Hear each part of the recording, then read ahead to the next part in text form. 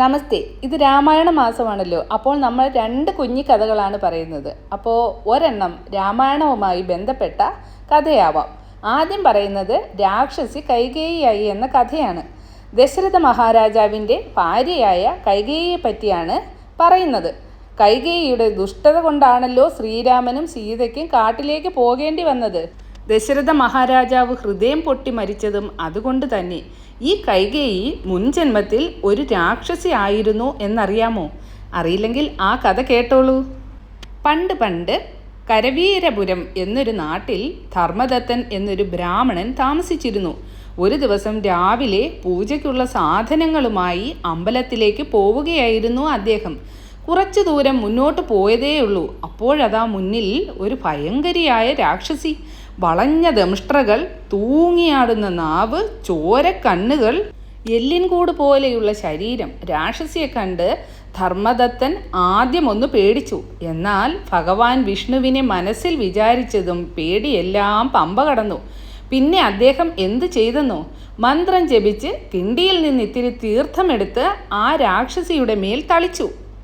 തീർത്ഥജലമല്ലേ ശരീരത്തിൽ വീണത്. അപ്പോൾ രാക്ഷസിക്ക് താൻ ചെയ്ത ദുഷ്ടകൃത്യങ്ങളൊക്കെ ഓർമ്മ വന്നു. മഹാത്മാവേ, എൻ്റെ പാപങ്ങൾ തീർക്കാൻ ഞാൻ എന്തു ചെയ്യണം? അവൾ ധർമ്മദത്തനോട് ചോദിച്ചു. ധർമ്മദത്തൻ രാക്ഷസിയെ അനുഗ്രഹിച്ചു കൊണ്ട് പറഞ്ഞു, പൂജ കൊണ്ടും വ്രതം കൊണ്ടും ഞാൻ നേടിയ പുണ്യത്തിൻ്റെ പകുതി നിനക്ക് തരാം. നിനക്ക് പാപമോചനം കിട്ടും എന്ന് ധർമ്മദത്തൻ ഒരിക്കൽ കൂടി തൻ്റെ കിണ്ടിയിലെ തീർത്ഥം ആ രാക്ഷസിയുടെ മേൽ തളിച്ചു. അത്ഭുതം എന്നല്ലാതെ എന്തു പറയാൻ. അപ്പോഴതാ ആ ഭയങ്കര രൂപം നിന്നിടത്ത് അതിസുന്ദരിയായ ഒരു സ്ത്രീ. അതേ നിമിഷം ആകാശത്തിൽ ദേവന്മാരും അപ്സരസുകളും പ്രത്യക്ഷപ്പെട്ടു. അവർ ധർമ്മദത്തനെ അനുഗ്രഹിച്ചു കൊണ്ട് പറഞ്ഞു, കഴിഞ്ഞ ജന്മത്തിൽ കലഹ എന്നു പേരുള്ള ഒരു ബ്രാഹ്മണ സ്ത്രീയായിരുന്നു ഇവൾ. ദുഷിച്ച കർമ്മങ്ങൾ ചെയ്തത് മൂലമാണ് രാക്ഷസിയായി ജനിച്ചത്. അങ്ങ് സൂര്യവംശത്തിൽ ദശരഥൻ എന്ന രാജാവായി അടുത്ത ജന്മത്തിൽ ജനിക്കും. ഈ കലഹ അങ്ങയുടെ മൂന്നാമത്തെ ഭാര്യയാവും. അങ്ങനെ ദേവന്മാർ അനുഗ്രഹിച്ചതുപോലെ ധർമ്മദത്തൻ അടുത്ത ജന്മത്തിൽ ദശരഥനായി. കലഹ അദ്ദേഹത്തിൻ്റെ മൂന്നാമത്തെ ഭാര്യയുമായി മാറി. അതാണ് രാമായണത്തിലെ കൈകേയി. ഇനി പരമഭക്തനായ കനകദാസൻ്റെ ഒരു ചെറിയ കഥ കൂടിയാവാം. പരമഭക്തനും മഹാകവിയുമായിരുന്നു കനകദാസൻ. അദ്ദേഹത്താൽ വിരചിതമായ നിരവധി കീർത്തനങ്ങൾ വിദ്വൽ സംഗീത സദസ്സുകളിൽ സംഗീതജ്ഞന്മാർ ഇന്നും പാടാറുണ്ട്. അനാഥനായിരുന്ന കനകദാസൻ അങ്ങുമിങ്ങും അലഞ്ഞു നടന്നാണ് വളർന്നിരുന്നത്. അപ്പോഴെല്ലാം അവൻ്റെ മനസ്സിൽ നിരന്തരമായ ഈശ്വര ചിന്തയുണ്ടായിരുന്നു.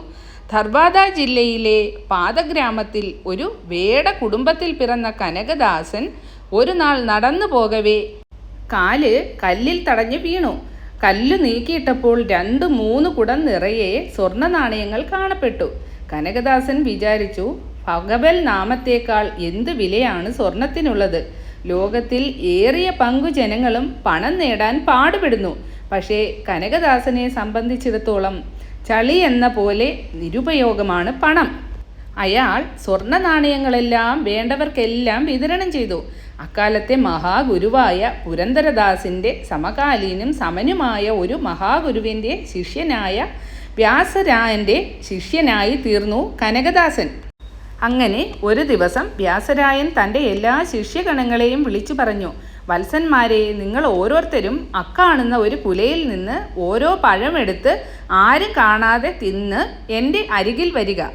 കനകദാസൻ ഒഴികെ മറ്റെല്ലാ ശിഷ്യന്മാരും ഓരോരുത്തരായി മരത്തിൻ്റെ മറവിൽ ചെന്നും മറ്റിടങ്ങളിൽ ചെന്നൊളിച്ചും പഴം തിന്നു വന്നു. കനകദാസനാകട്ടെ പഴം കയ്യിൽ വെച്ചതല്ലാതെ തിന്നാൻ കഴിയാതെ കുഴങ്ങി. ഇത് കണ്ട ഗുരു, കനകദാസ, മറ്റെല്ലാവരും പഴം തിന്നല്ലോ, നീ എന്തേ പഴം തിന്നാതെ കയ്യിൽ വെച്ചുകൊണ്ടിരിക്കുന്നത്? മറ്റാരും കാണാതെ പഴം തിന്നാൻ നിനക്ക് കഴിയാത്തതെന്തേ എന്ന് ഗുരു ചോദിച്ചു. അപ്പോൾ കനകദാസൻ പറഞ്ഞു, ഞാൻ എന്തു ചെയ്യും ഗുരു? ആരുടെ കണ്ണിലും പെടാതെ അത് തിന്നാൻ എനിക്കാവില്ല. അതിനു പറ്റിയ ഒരിടം എനിക്ക് എങ്ങും കണ്ടെത്താനാവുന്നില്ല. ഗുരു പിന്നെയും കനകദാസനോട് ചോദിച്ചു, അതെന്താ നീ അങ്ങനെ പറയുന്നത്?